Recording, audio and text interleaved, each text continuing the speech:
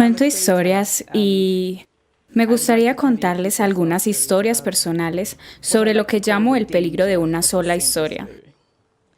Crecí en un campus universitario al este de Nigeria. Mi madre dice que comencé a leer a los 2 años. Creo que más bien fue a los 4 años a decir verdad. Fui una lectora precoz y lo que leía eran libros infantiles ingleses y estadounidenses. También fui una escritora precoz.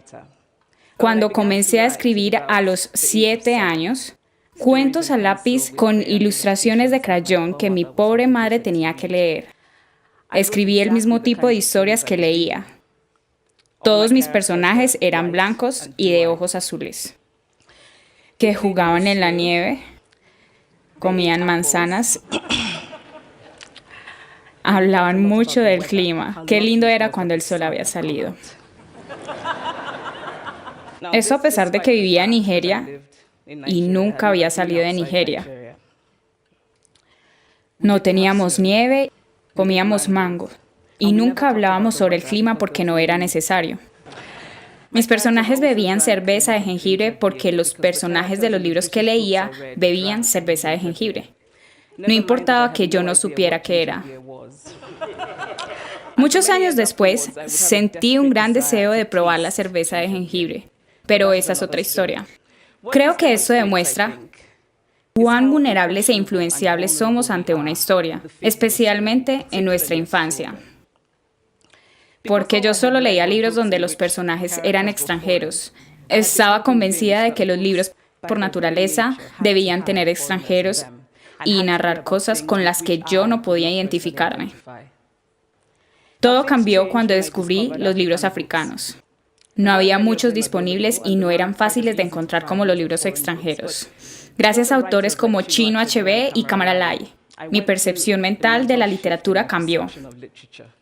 Me di cuenta de que personas como yo, niñas con piel color chocolate, cuyo cabello rizado no se podía atar en colas de caballo, también podían existir en la literatura. Comencé a escribir sobre cosas que reconocía.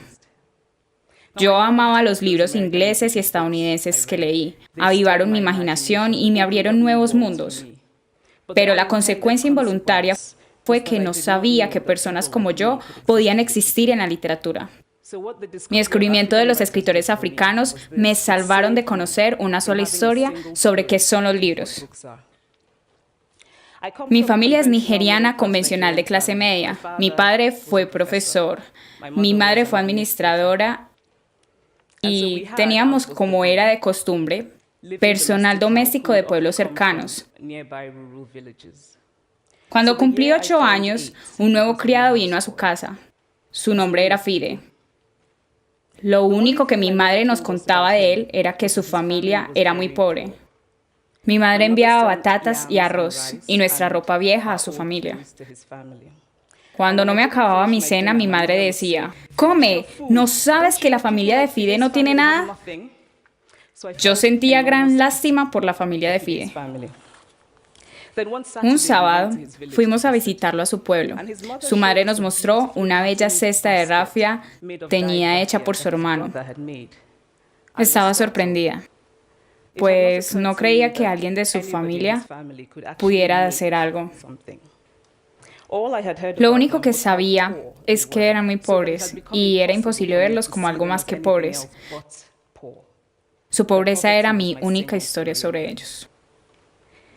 Años después pensé sobre esto cuando dejé Nigeria para ir a la universidad en Estados Unidos. Tenía 19 años.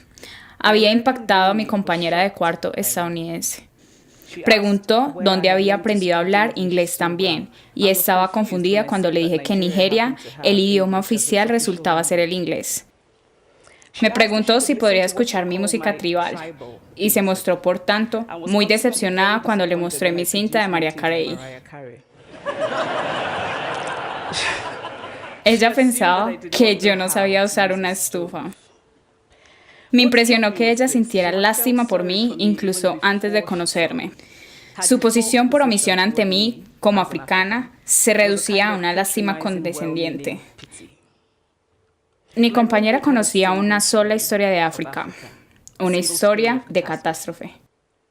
En esta única historia no era posible que los africanos se parecieran a ella de ninguna forma. No había posibilidad de sentimientos más complejos que lástima. No había posibilidad de una conexión como iguales.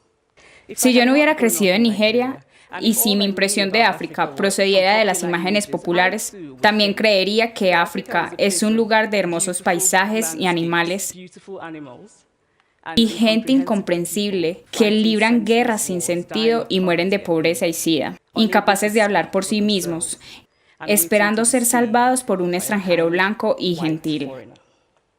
Yo veía a los africanos de la misma forma en que como niña vi la familia de Fide. Es así como creamos la única historia. Mostramos a un pueblo como una cosa, una sola cosa, una y otra vez, hasta que se convierte en eso. La historia única crea estereotipos, y el problema con los estereotipos no es que sean falsos, sino que son incompletos. Hacen de una sola historia la única historia.